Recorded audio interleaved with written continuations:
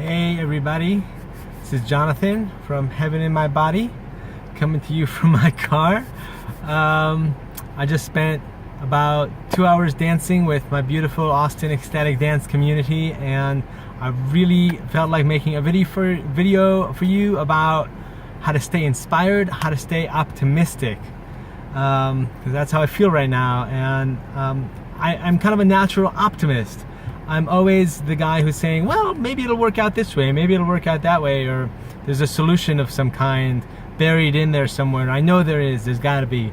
I'm always that guy who, even at the darkest moments, has that innate faith that something's moving through me, and I'm going to lift myself up out of this. I'm going to use this to make the world a better place, basically. And I wanted to share a few things about what keeps me inspired and optimistic, and hopefully that works for you too.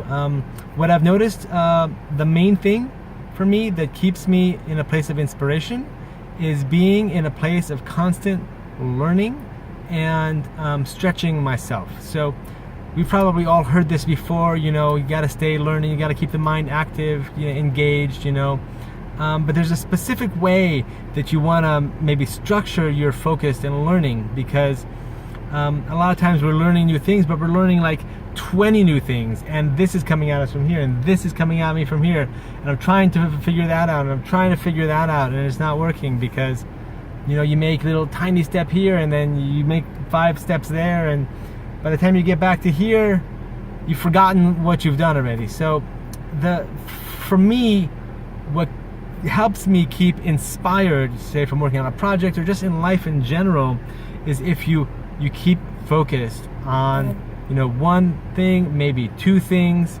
that will make that work out for you. Because if you basically time block for yourself, okay, I'm gonna spend this next 2 weeks really diving deep into one aspect of something that I want to learn, then you're not gonna feel like you're constantly trying to catch up with yourself. And that's really important. That's in terms of staying inspired. Now, even if you don't know what it is that you want to learn, want to engage in, maybe you want it to be practical, maybe you want it to be something that helps you move forward in career-wise or work-wise, or maybe you just want more emotional intelligence, or maybe you want just something that you've always wanted to learn, but gosh, it never seemed important enough. It's so important to go out there and pick one thing, 2 things at most, and dive deep into those things and keep yourself inspired and engaged. Now I realize there's all sorts of time. People have time problems and financial issues with that. I swear there's always those 5 minutes to pick that up and start bringing that into your life, to stretch open that 5 minutes. You start to do that. It's possible. Anybody can. You do have to find things, and it doesn't have to be your passion. Find the tail end of your curiosity. I'm curious about that, and you follow that. I'm curious about that, and you follow that, and maybe after a week that curiosity fizzles out, so that's okay, well, I'm curious about that, and go and follow that and enrich yourself. It's the best way ever to stay inspired. Now, in terms of optimism, well, optimism is a bit different, right? Because optimism is a matter of faith almost, right? It's a matter of connection. If you know in your heart of hearts that there's something out there that loves you, then you're gonna have optimism. Now, a lot of us don't have that, and we certainly don't have that all the time, even when we do feel that sometimes. So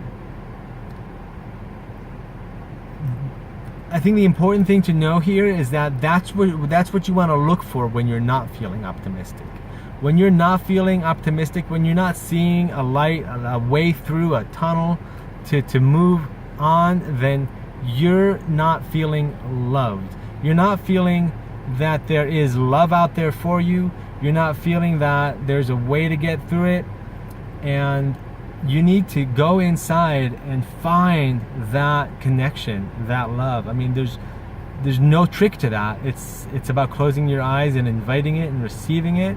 And sometimes that's hard. And sometimes that love will start pointing you in a direction that you're being resistant to, and that's why you're not feeling that love. So if some stuff happens in the world and you're not feeling optimistic about the outcome, maybe it's because the love within you, the big greatness out there that's got you wrapped up in love, is trying to gently guide you elsewhere, and you're very resistant to it.